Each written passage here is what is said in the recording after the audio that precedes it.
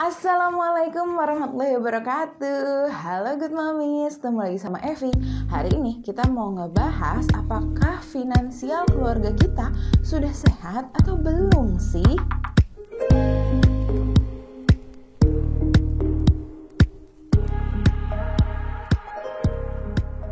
Sebelum kita masuk ke videonya, ada dua hal nih yang mau saya sampaikan Good Momies. Yang pertama adalah latar belakang kita ganti. Soalnya kita habis pindahan nih Good Momies, dan karena yang kemarin background hijau itu adalah cat dinding, kita nggak bisa bawa ikut pindah, jadi kita bikin latar belakang baru. Gimana menurut Good Momies? Yang kedua adalah, oh my god Good Momies, udah ada 1000 lebih subscriber di channel ini. What?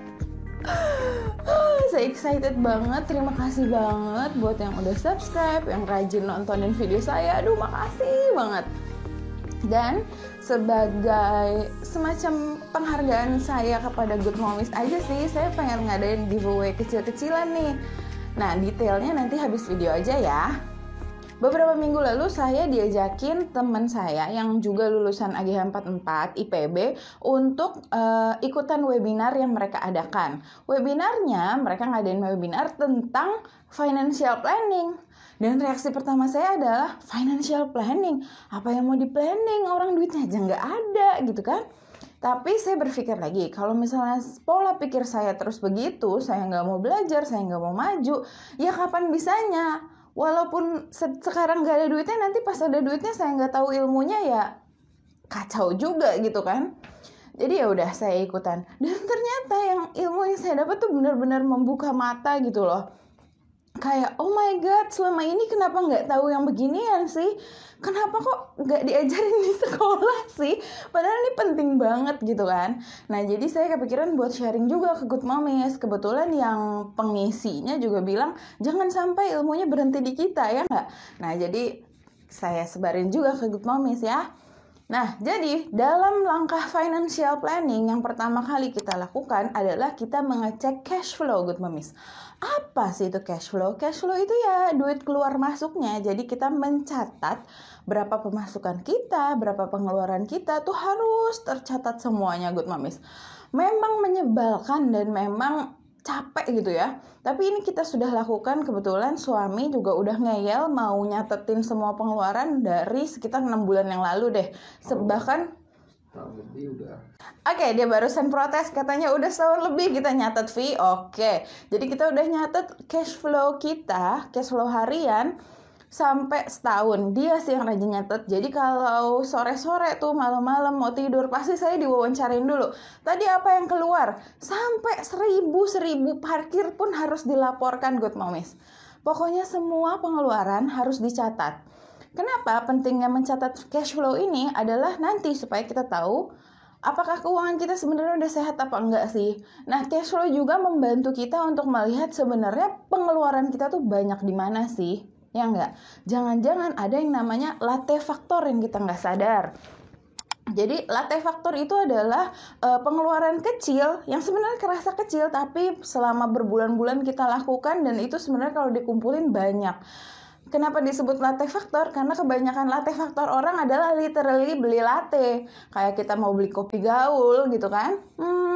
Cuma 20.000 ini gitu. Seminggu 3 kali minum kopi gaulnya. Sebulan udah 12 kali. Jadi 12 kali 20.000 udah 240.000 gitu kan. Jadi pas kita keluarin kerasanya kecil tapi numpuk dan jadi besar gitu. Itu yang namanya latte factor. Dan itu kita bisa identifikasi kalau kita sudah mencatat cash flow kita. Latte factor orang tentunya beda-beda. Mungkin ada yang makeup, ada yang mainan anak, ada yang baju, padahal udah nggak butuh baju gitu, lemarinya udah penuh pisan gitu ya. Tapi beli baju lagi dan lagi, itu berarti udah menjadi latte factornya dia kan, kita nggak tahu gitu. Kemudian setelah kita melakukan pencatatan cash flow, kita juga melakukan pencatatan aset dan liabilitas dong. Jadi gini, aset itu apa aja yang kita miliki. Kalau kita punya rumah, nilainya berapa, yaitu nilai aset kita. Misalnya kita punya tabungan emas di mana gitu kan, bertumpuk-tumpuk emas kita, yaitu aset kita. Nah, liabilitas adalah hutang kita. Jadi kalau misalnya kita nyicil mobil nih ya, misalnya mobilnya itu harga 300 juta, kemudian baru kebayar 100 juta kan. Nah, yang 200 jutanya lagi, sisa yang belum kebayar, itu adalah liabilitas. Jadi, liabilitas adalah sisa hutang kita lah pokoknya gitu ya. Nah, kalau kita udah punya dua catatan ini, kita punya cash flow sama kita tahu aset kita dan liabilitas kita, maka kita langsung bisa ngecek financial kita itu sehat atau enggak. Jadi ada 3 syarat Good Momies yang harus dipenuhi sebelum kita bisa dibilang financialnya sehat. Dan 3-tiganya harus terpenuhi, nggak boleh satu aja ya. Syarat yang pertama adalah kalau pendapatan kita sama dengan pengeluaran ditambah tabungan. Jadi harus ada tabungan nih Good Momies. Nggak bisa kalau misalnya pendapatan sama dengan pengeluaran titik. Nah, itu namanya impas aja gitu ya. Setiap gajian langsung habis, gitu. Nggak pernah bisa nabung. Nah, itu tanda keuangan belum sehat, ya nggak? Apalagi kalau pendapatan sama dengan pengeluaran plus ngutang. Nah, itu kan besar pasak daripada tiang ya, berarti kasusnya, dan itu jelas belum sehat. Nah, kenapa harus ada tabungan? Tabungan itu sebenarnya untuk kita nanti memenuhi financial goal kita atau tujuan keuangan kita. Nah, tujuan keuangan silahkan ditentukan bersama pasangan dan pokoknya bisa diri sendiri atau yang sudah menikah bersama pasangan. Apa aja nih financial goal? Bisa jadi kayak buat sekolah anak, buat kuliah anak, pengen naik haji, pengen beli rumah kedua.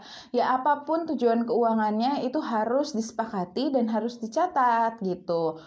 Kenapa kita harus punya financial goal? Supaya nantinya kita nggak gampang tuh mengeluarkan uang gitu, nggak gampang terkena latte faktor tadi kan.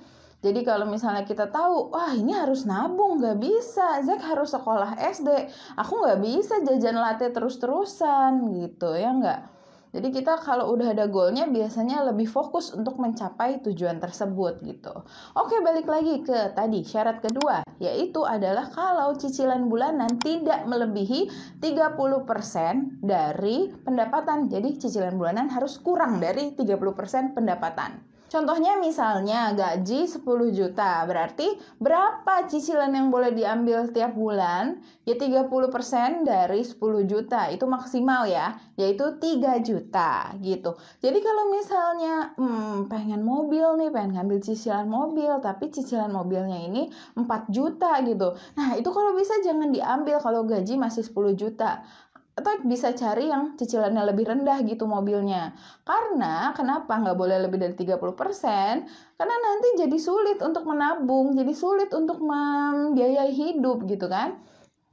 Bayangin kalau misalnya Good Momies tetap ngeyel ngambil yang 4 juta. Sisa uang kan tinggal 6 juta ya. Nah, 20% kan udah untuk tabungan kan. Nah, nanti 4 juta ini buat makan sehari-hari ya mungkin di bulan itu cukup. Tapi kalau misalnya ada apa-apa yang terjadi, atau misalnya tiba-tiba harus ke rumah sakit, atau apalah gitu ya. Nah, itu jadi sulit gitu, jadi nggak ada ruang gerak.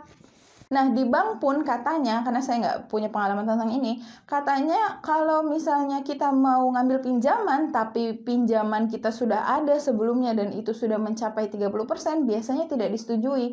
Karena bank pun tahu batas atasnya tuh 30% untuk cicilan bulanan dibanding dari penghasilan gitu, Good Momies.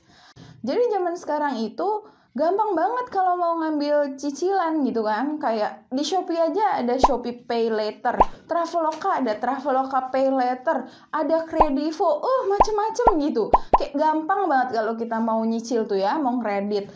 Nah, tapi kita harus mindful, harus hati-hati, harus benar-benar mikirin pengeluaran kita, pendapatan kita cukup nggak untuk nutupin cicilan-cicilan tersebut. Karena kita nggak bisa memperlakukan kredit atau cicilan itu sebagai pengganti pemasukan kita, bukan. Itu hanya cara pembayaran. Kalau misalnya uangnya nggak ada, ya jangan ngambil kredit banyak-banyak, bener nggak?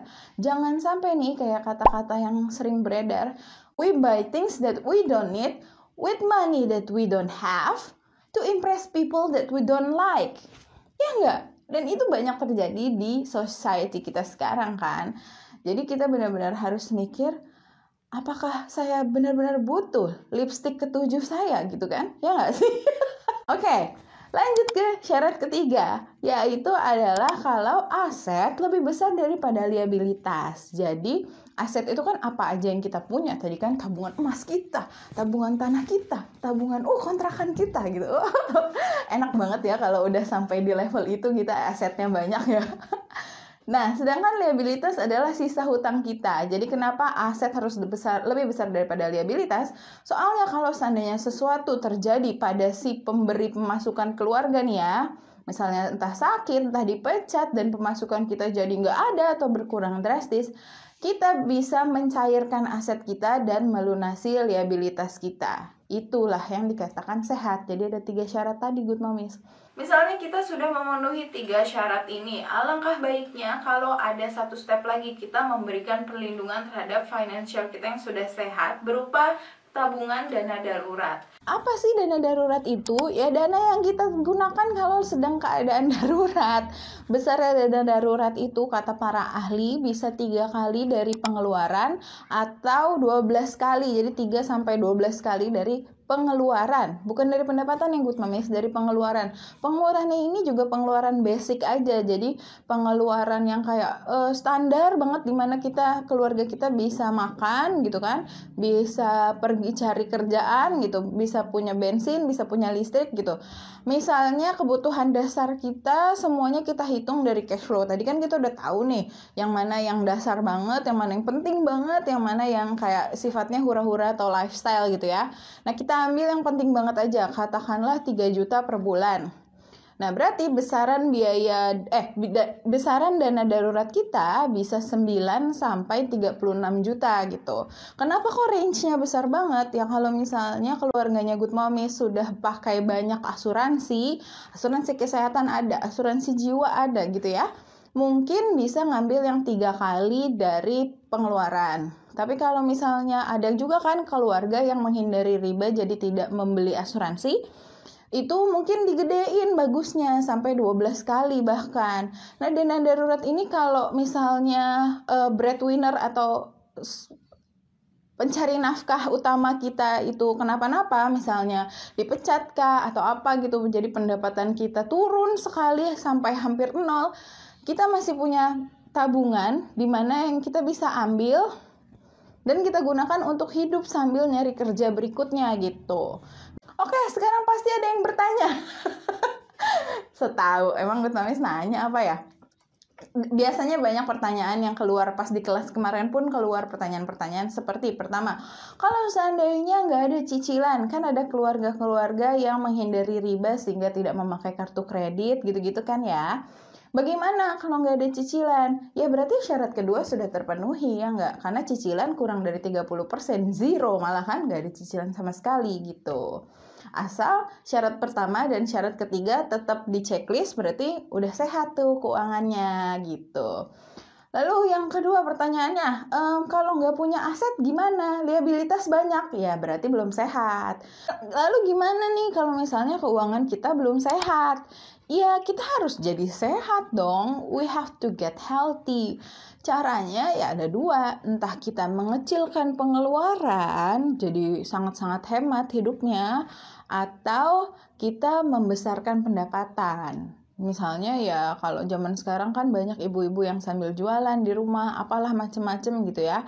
Nah rencananya nih di video minggu depan saya mau ngajak Papi kan orang yang cukup ahli dalam bidang keuangan, investasi dan segala macem ya. Jadi Papinya Zack mau saya ajak ke sini buat ngobrolin kira-kira opsi apa aja untuk menambah pendapatan kita di rumah gitu. Good Momies, saya ini kan masih dalam tahap belajar ya. Kalau misalnya Good Momies mau belajar lebih banyak, mau tahu lebih lanjut, Good Momies bisa follow Instagram Kampus Keuangan Keluarga. Nah, saya belajarnya di situ tuh Good Momies. Yang ngajarin saya adalah seorang Certified Financial Planner, jadi terjamin lah ya ilmunya tuh beneran gitu. Nah, kalau misalnya Good Momies sudah follow, awasi aja tuh kalau misalnya mereka buka kelas lagi, Good Momies ikutan aja, seru kok kelasnya. Kita bisa nanya-nanya karena gurunya baik banget dan mau banget jawab pertanyaan kita.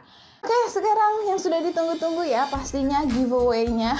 Sebenarnya giveaway-nya nggak mewah-mewah amat sih, namanya juga saya YouTuber baru ya. Cuma saya pengen aja gitu menunjukkan rasa apresiasi saya. Jadi saya punya 3 tumbler yang desainnya seperti ini nih. Nah, tumbler ini akan saya kirim ke 3 orang yang beruntung. Caranya gimana nih kalau mau ikutan? Caranya tinggal Good Momis tinggalkan komentar aja di kolom bawah, komentarnya apa aja boleh asal nggak jahat atau negatif gitu ya.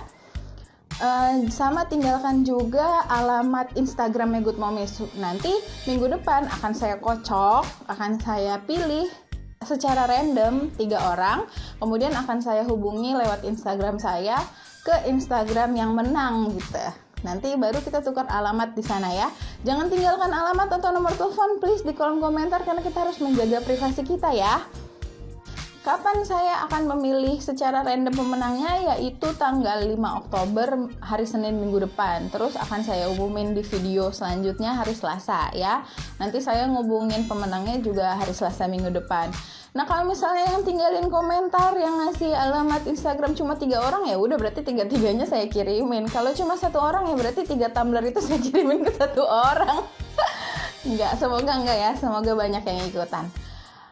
Sekali lagi makasih banget yang udah subscribe, yang udah nonton, yang udah ngasih like. Oh my god, you rocks. Good Momis, mantap lah. Oke, itu aja video kita hari ini. Terima kasih sudah menyimak. Sampai ketemu minggu depan di video selanjutnya setiap hari Selasa. Wassalamualaikum warahmatullahi wabarakatuh. Bye Good Momis.